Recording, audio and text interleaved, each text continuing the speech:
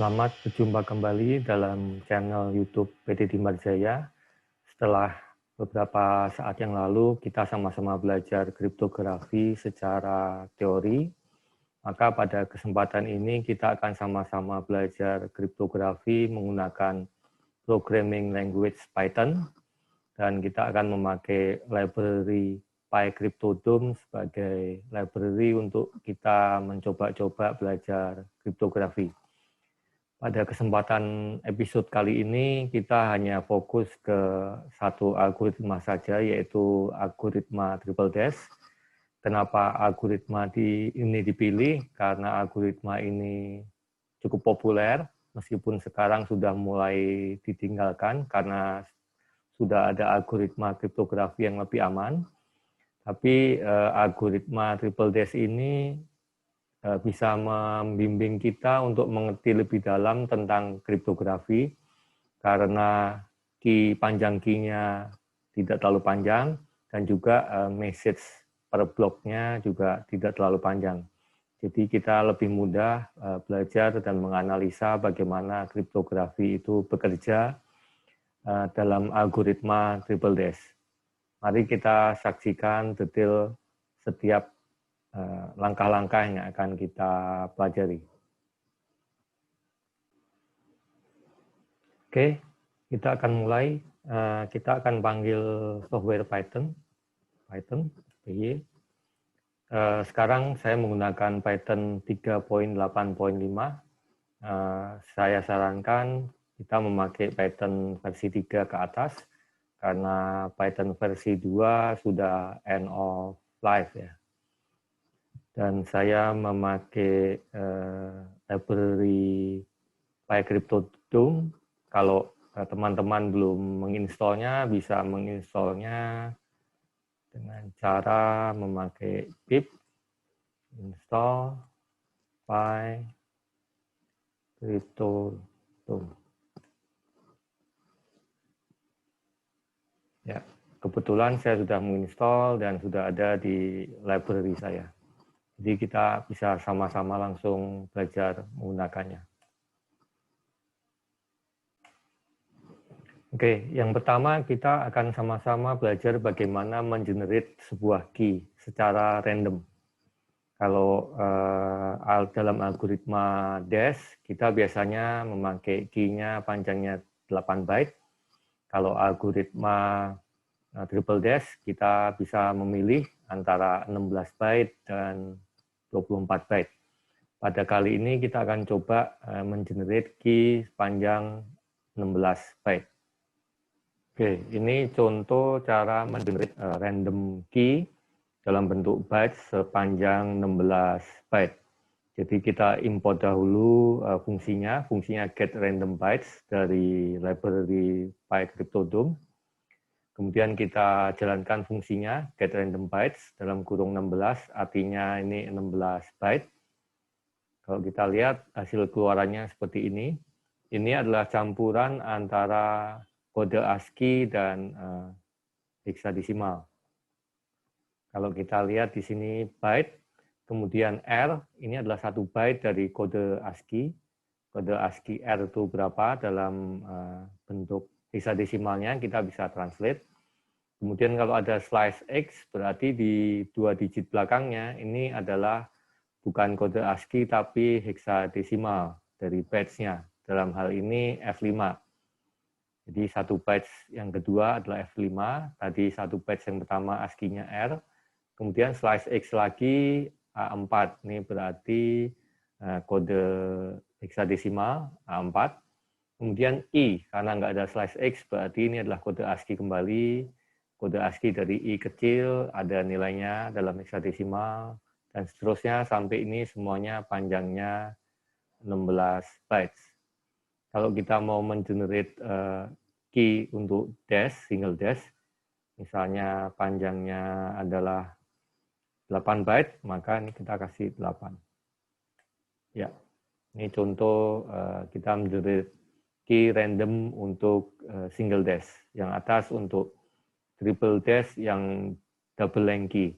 Yang key-nya ada key 1 dan key 2. Kalau kita mau mengenerate untuk triple dash yang triple lang key, maka dalam kurungnya kita ganti menjadi 24. Kita akan mendapatkan key yang lebih panjang. Ya, ini untuk triple dash, triple lang key. Nah, kalau kita melihat seperti ini kan agak susah ya, dalam bentuk campuran antara heksadesimal dan kode ASCII. Lebih gampang kalau kita melihatnya semuanya full dalam heksadesimal. Kita bisa encode key ini menjadi cuman keluar dalam bentuk heksadesimal dengan memakai library base 64. Di library base 64 ada encode 16, artinya nanti untuk angka heksadesimal. Heksadesimal itu 16. Ya. Jadi kita import dulu library base 64, kemudian random bytes-nya tadi kita encode, B16 encode ya. Dengan library base 64 akan muncul seperti ini. Nah, kalau ini lebih mudah dilihat, 57 ini 1 byte, 6B ini 1 byte, 6F 1 byte, 7A 1 byte, dan seterusnya total ada 16 byte seperti dalam kurung dari get random bytes-nya, parameter dari get random bytes. Ini panjang key random yang panjangnya 16 byte. Nah, lanjutnya cara melihat sebuah key dengan cara yang lain selain tadi heksadesimal juga bisa dengan base 64 sendiri, base 64. Ya, kita encode base 64 encode get random bytes 16. Nah, ini langsung di encode ke base 64.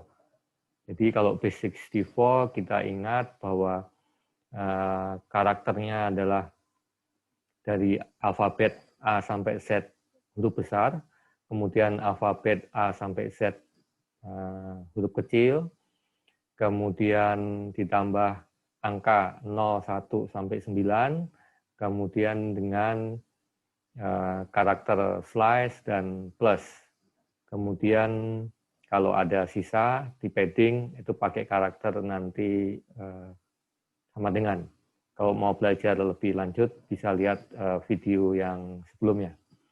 Ini salah satu bentuk key yang direpresentasikan atau di-encode dalam base 64. Kemudian dalam episode yang teori, saya juga membahas bahwa key sebetulnya dalam bentuknya adalah binary, dan kita bisa lihat dalam bentuk full ASCII code. Cuman kalau memang ASCII code, bentuknya kadang ada karakter-karakter aneh yang kita tidak mudah pahamin, dan biasanya jarang dipakai.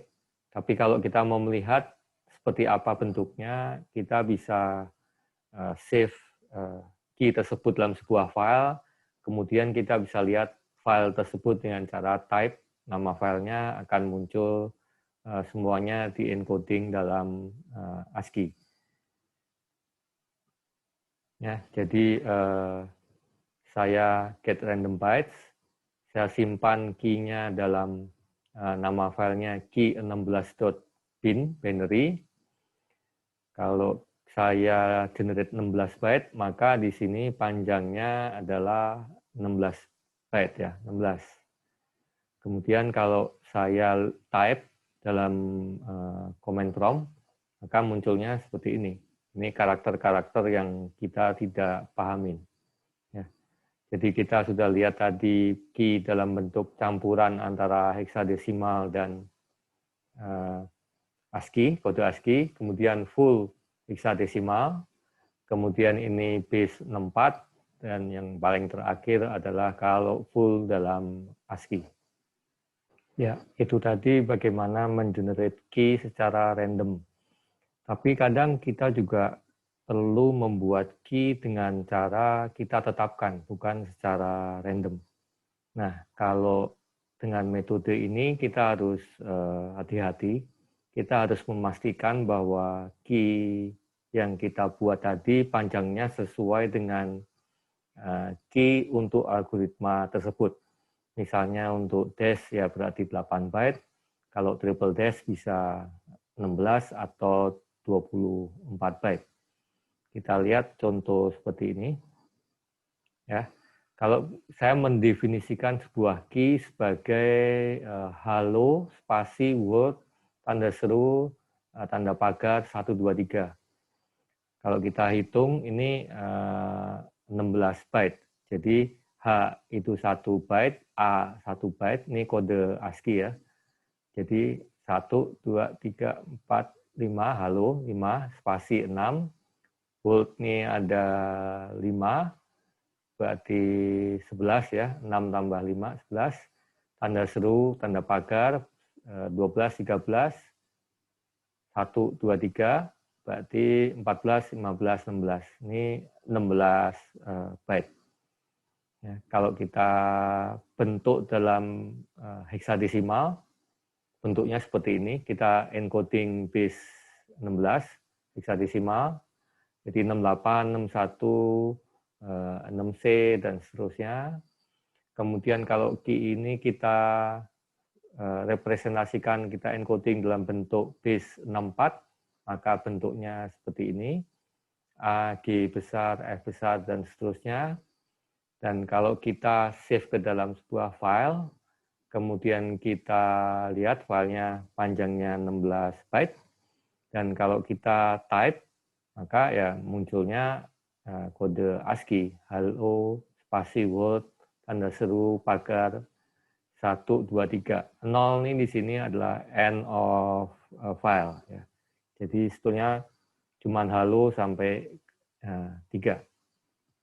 Oke, sekarang kita mencoba melakukan enkripsi dengan algoritma yang paling sederhana dulu, yaitu algoritma DES. Jadi saya mengimport fungsi DES, kemudian saya mengenerate random bytes sebagai key-nya 8, karena DES itu butuhnya kuncinya 8 bytes. Kemudian informasi plain text, informasi yang masih clear, saya pilih itu rahasia spasi. Ini harus sesuai dengan panjang bloknya. Jadi untuk DES atau triple DES, satu blok enkripsi itu panjangnya 8 bytes. Jadi rahasia R itu 1 byte, A 1 byte, dan seterusnya sampai spasi, ini byte ke-8, ada 8 bytes. Oke, sekarang kita melakukan proses enkripsi dengan cara cipher. Kita ini menetapkan algoritmanya DES, memakai key dari tadi yang kita generate random. Kemudian algoritma DES-nya mode-nya adalah ECB, ya, Electronic Codebook ECB. Kemudian kita encrypt, melakukan proses enkripsi dari plain text tadi, yang plain-nya adalah rahasia tadi, spasi. Kita melakukan enkripsi, kita masukkan ke variabel MSJ, message, dan kalau kita lihat hasilnya seperti ini. Jadi heksadesimal 17, kemudian D besar, dan seterusnya, ini adalah encrypted atau nilai teracak dari message kita. Yang tadi rahasia, kita udah acak menjadi seperti ini. Nah, bagaimana kalau kita mau mendekryptnya? Kita pakai proses lagi, kita buat decipher, kita mau mendekrypt dengan algoritma harus sama, DES, key-nya harus sama, mode-nya juga harus sama. Tapi kita melakukan decrypt terhadap message yang tadi encrypted tadi. Nah, kita decrypt, kita akan dapatkan clear-nya kembali, rahasia spasi. Nah, mungkin ada teman-teman yang merasa, oh, proses encrypt dan decrypt ini sama nggak ya? Kalau saya tadi rahasia saya encrypt, mendapatkan nilai seperti ini. Kalau saya decrypt, mendapatkan kembali rahasia. Bagaimana kalau message yang encrypted ini saya encrypt kembali? Dapatnya apa ya? Ya, kita akan lihat seperti ini. Kita encrypt kembali message-nya tadi. Ternyata kita tidak mendapatkan yang clear-nya. Ya, ini menjadi bentuk encrypted double, di-encrypt lagi. Nah, jadi proses encrypt dan proses decrypt ini adalah proses yang berbeda. Jadi kita tidak bisa mencampur aduk proses encrypt dan decrypt itu sama. Jadi kalau kita lihat ini yang encrypted, kita decrypt menjadi memang betul clear, jadi yang plain text-nya. Tapi kalau kita encrypt lagi, tidak menjadi plain text, dia menjadi ya double encrypted. Nah, demikian juga dengan kalau kita punya plain text, kita lakukan decrypt. Hasilnya bukan encrypted, karena hasilnya kita lihat berbeda. Kalau di encrypt hasilnya 1, 7, D, dan seterusnya. Kalau di sini hexa dari 9B, C, M, dan seterusnya. Ini berbeda. Jadi proses encrypt dan proses decrypt itu suatu proses yang berbeda. Sekarang kita lanjut melihat apa beda algoritma dash single atau triple dash, double length, dan double length key, dan triple length key. Oke, jadi kalau kita lihat ini di sini, saya akan melakukan enkripsi dash dengan single dash. Artinya key-nya ini 8 byte. Jadi kalau kita lihat ini secret 1, kemudian dash, ini 8 byte sebagai key-nya, secret 1. Kalau saya melakukan triple dash, ada 2 macam enkripsi, yaitu yang memakai double length key seperti ini. Ini ada secret 1 dan secret 2, masing-masing 8 byte, ini 8 byte. Ya, secret 1 dash, ini 8 byte, secret 2, huruf besar semua ini, dan dash, ini 8 byte. Ini melakukan operasi triple dash, tapi dual key length. Ya, key-nya panjangnya 16 byte. Kemudian yang terakhir ini ada secret 1, secret 2, secret 3 sebagai key-nya. Ini panjang key-nya 24 bytes. Jadi ini triple dash yang memakai 3 kunci, triple key length. Masing-masing saya mengencrypt informasi plain text yang sama, yaitu rahasia. Spasi saya encrypt, menghasilkan seperti ini untuk single dash, kemudian menghasilkan seperti ini untuk triple dash double length key, dan menghasilkan seperti ini untuk triple dash triple length key. Jadi hasilnya berbeda-beda semua. Nah, bagaimana cara mendecryptnya? Kalau cara mendecryptnya seperti ini. Jadi kita harus memakai key yang sama untuk yang single dash, berarti tadi key 1, pakai key 1. Yang triple dash dual key length pakai key 2, kita pakai key 2. Yang triple dash triple key length pakai key 3, ini kita harus pakai key 3. Mode-nya harus sama, kebetulan ini saya pilih dulu yang sederhana, ECB semua. Mode-nya sama. Kemudian kita melakukan proses decrypt. Decrypt dari encrypted-nya. Dapatkan kembali rahasia, message-nya seperti plain text awal. Yang ini juga rahasia, sama, dan yang ketiga juga dapat rahasia.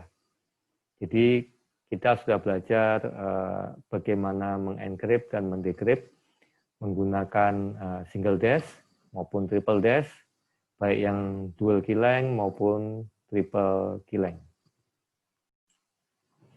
Oke, untuk episode kali ini kita sudah membahas symmetric algorithm, algoritma dash dan triple dash. Memang ini masih pendahuluan dan rekan-rekan semua bisa mencoba sendiri, belajar bagaimana mengenerate key random, kemudian bagaimana melihat key random itu dalam format campuran antara hexadesimal dan ASCII, atau mau semuanya hexadesimal, atau dalam bentuk base 64. Jadi rekan-rekan bisa mencoba sendiri, bereksperimen, bisa melakukan enkripsi maupun dekripsi, baik untuk single dash maupun triple dash, ya. Jadi sudah bisa main-main. Nanti pada episode yang selanjutnya kita akan bahas tetap di Triple Dash, tapi dengan topik yang lebih mendalam. Oke, sampai jumpa di channel YouTube PT Dimarjaya yang selanjutnya. Salam.